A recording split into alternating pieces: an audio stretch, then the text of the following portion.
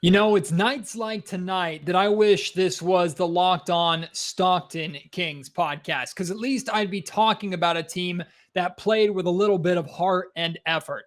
A pathetically predictable performance for the Sacramento Kings. I don't care if they were missing three starters. They go into Memphis after two fun wins over the Blazers and the Lakers, taking on a Grizzlies team that is coming off a blowout loss themselves without Ja Morant, and they get absolutely embarrassed, run out of the gym, show no heart or effort on both ends of the floor.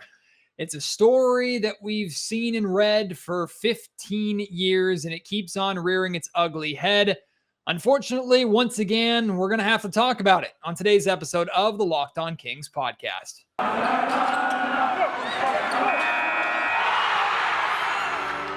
You are Locked On Kings, your daily Sacramento Kings podcast, part of the Locked On Podcast Network, your team every day. And now, ladies and gentlemen, it is that time for another episode of Locked On Kings. Hello and welcome into Locked On Kings, your podcast hub for Sacramento Kings coverage all regular season and all off season. If you're looking for in-depth analysis, game-by-game breakdowns, highlights, interviews with local and national experts, full coverage of your Sacramento Kings from January through December, this is the place for you, part of the Locked On Podcast Network. And thank goodness the podcast is sponsored, because I don't think the Sacramento Kings are sponsored too much after games like this. But today's Locked On Kings podcast is brought to you by Prize Picks. Check out prizepicks.com, use promo code NBA, or go to your app store and download the app today. Prize Picks is daily fantasy made easy.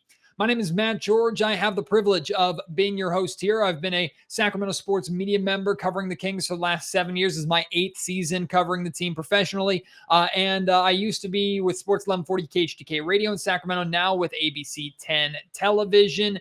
And I say privilege because it is a privilege, truly, to host this podcast and be able to interact with all you fantastic Locked On Kings listeners and Sacramento Kings fans out there.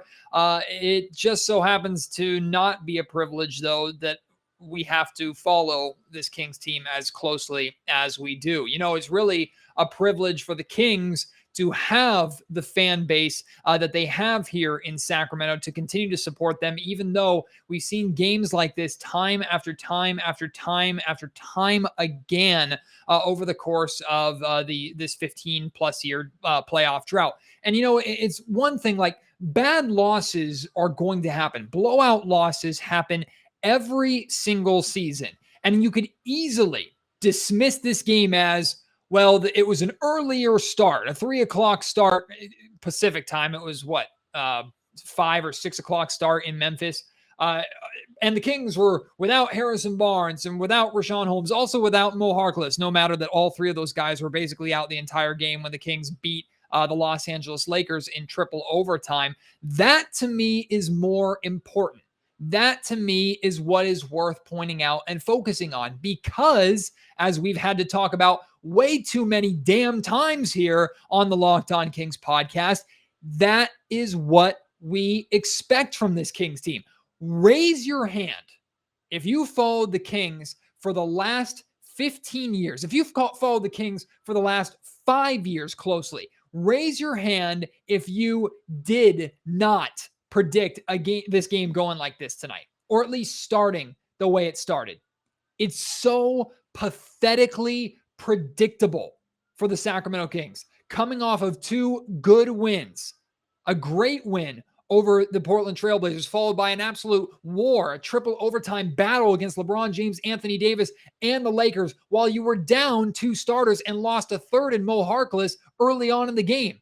You fought, you scratched, you clawed, you did so on the big stage that is a Lakers home game in Southern California against a team that has championship expectations, even if they're not living up to it. You showed up against that team and fought to the bitter end, and then come to Memphis against a struggling Grizzlies team who is without their star in Ja Morant, and you play the same way that you've played against teams who are either significantly, or I should say, even to worse than you, or without one of their major stars. How many times over the last 15 years? How many times over the last 5 years have we seen the Kings get destroyed by a team that is missing one, if not multiple stars or main pieces?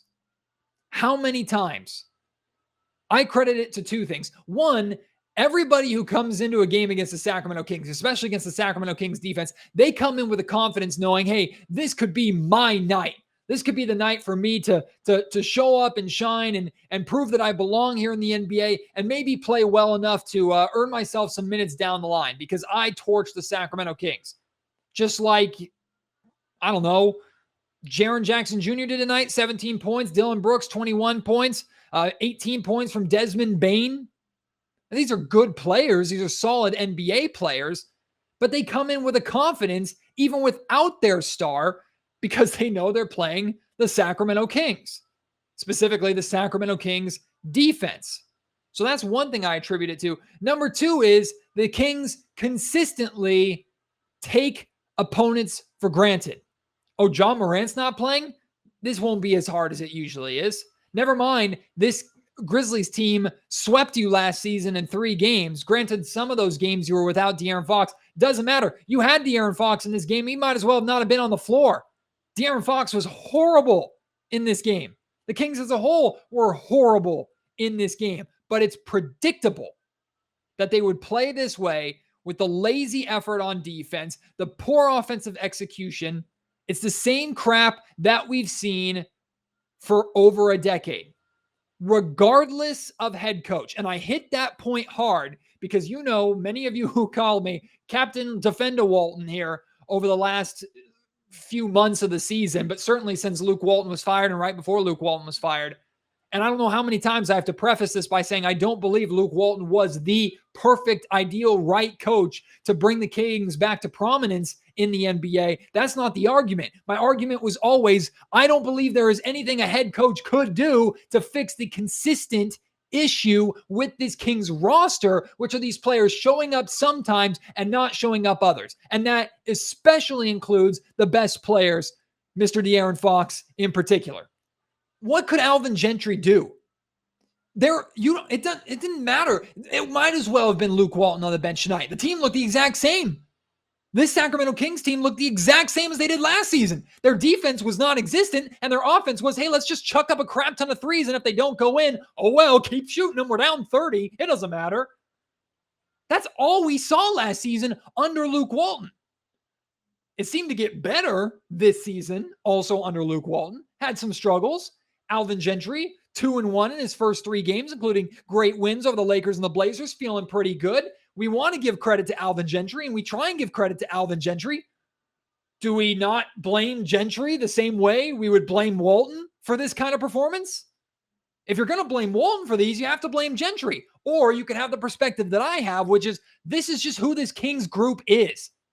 This is who this Kings franchise is. This is the organization. This is what they've been. This is who they are. Inconsistent effort, poor execution, regardless of who's on the roster, and the amount of players that have come here, especially young players who have shown up excited with a fire, playing hard in college, coming to the NBA, ready to be the guy or one of the guys to finally lead this Kings team, and more importantly, this Kings franchise and fan base back to the promised land, back to the playoffs, where they will then be immortalized, only to 2, 3, 4 years later, look completely burnt out and discouraged. Remember the start of De'Aaron Fox's second season? He did like a video letter to Sacramento for the Players Tribune, basically draping a Sacramento Kings flag over his shoulders, saying, you know what, fan base, it didn't go well. It's not always going to go well, but we promise we're going to give you 100% effort, or I'm always going to give you my all. Remember how De'Aaron Fox wanted to come here to Sacramento because he knew that this fan base, this organization wanted him bad. Now look at De'Aaron. Head hung low. In press conferences, short answers, attitude, no eye contact, no joy. Looks dead, tired, exhausted, done, ready to move on. That body language we've seen for player after player, not to mention veterans who have come here after solid seasons only to completely disappear. Marco Bellinelli. Let's see, who else? George Hill. Been so many players that have come here to Sacramento who provide a really, really good skill set who just forget how to do it or can't do it here in Sacramento. It's a culture. That's the only explanation for it happening over and over and over again. It's a losing culture that plagues this franchise. And that culture is never more apparent than in the Kings' effort against weak teams isn't the right term. Vulnerable. The Memphis Grizzlies were vulnerable tonight. They've already been struggling with Ja Morant. Now they're without him. They were vulnerable. And even with Harrison Barnes and Rashawn Holmes and Mo Harkless out, the Kings didn't look like they belonged. Hell, all three of those players could have played. It wouldn't have freaking mattered. Wouldn't have mattered. We've seen the Kings play this bad with the three of them. You can't tell me that those three guys playing would have changed the Kings getting outscored 11-0 in the first 2-3 minutes of this game. You can't tell me that those three guys being in would have made the Kings' deficit of loss be anything less than 15 points. I mean, at least it's not 30. Great. A loss is a loss. And the Kings continue to compile poor effort losses like this time and time and time again. And it doesn't surprise me at all that Kings fans are as sick of it as they are. Hell, I'm sick of it just covering and watching and talking about this damn team every day. I'm not sick of talking about Prize Picks, though, and thank you for their sponsorship here of the Locked On Kings podcast. I promise I want to be happy. I want it to be a positive place, damn it. Prize Picks, you make things a little bit easier because you allow myself and other Sacramento Kings fans to at least make money on our high and low expectations for this Kings team. Prize Picks is the best NBA daily fantasy sports game on the market. Has more props than other daily fantasy prop operators and offers all the superstar players as well as bench players, only recording a handful of minutes each game. Prize Picks offers any prop that you can think of, from points to rebounds to assists. All of our Locked On Kings listeners who deposit up to $100 and use promo code NBA will receive an 100% instant or deposit match. So you deposit $100, you get $100 free. You pick 2 to 5 players and over under on their projections. You can win up to 10 times on any entry, and it's just you versus the projected numbers. Prize Picks allows mixed sport entries as well. So on a day like today where there's football and basketball going on at the same time, you can have fun with both, and that allows you to get through blowouts like this where the entire second half is just a waste of time. Props to you if you sat through it and watched it like I did. Go and use the award-winning Prize Picks app on both the App Store and Google Play. Entries can be made in 60 seconds or less. It's that easy. Prize Picks is safe and offers fast withdrawals, so you will get your money. Don't hesitate. Check out prizepicks.com. Use promo code NBA or go to your App Store and download the app today. Prize Picks is daily fantasy made easy. Today's Locked On Kings podcast also brought to you by DirecTV Stream. Let me know if this sounds familiar. You've got one device that lets you catch the game live. You have another that lets you stream your favorite shows. You're watching sports highlights on your phone, and you've got your neighbors, best friends log in for all that other extra stuff. Well, I want to tell you about a simple way to get all that entertainment together without the hassle. A great way to finally get your TV all in one place. It's called DirecTV Stream, and it brings your live TV and on-demand favorites like never before, so you can watch sports, movies, and shows all in one place. And I know what you're thinking. Even though this means no longer juggling different remotes and juggling different systems and streaming services, what about annual contracts? That's why you might have cut the cord in the first place. DirecTV Stream has no annual contract. It's easy to cancel, just like any other subscription service that you have. Get rid of the clutter, get rid of the confusion, get your TV together with DirecTV Stream. You can learn more at directtv.com. That's directtv.com. Compatible devices required. Content varies by package. Hey everybody, peek behind the curtain real quick. After recording those that first segment and those two ad reads, I unfortunately received a phone call from my wife who was out driving. She was rear-ended, and the dude who hit her decided to just keep going and not stop. So Dealing with that at the moment. She's totally fine. No injuries. Thankfully, the car held up. You might be able to hear that sound in the background too. For those who are watching on YouTube, you can see the top of my baby's head. He also decided to wake up right as all this was going on.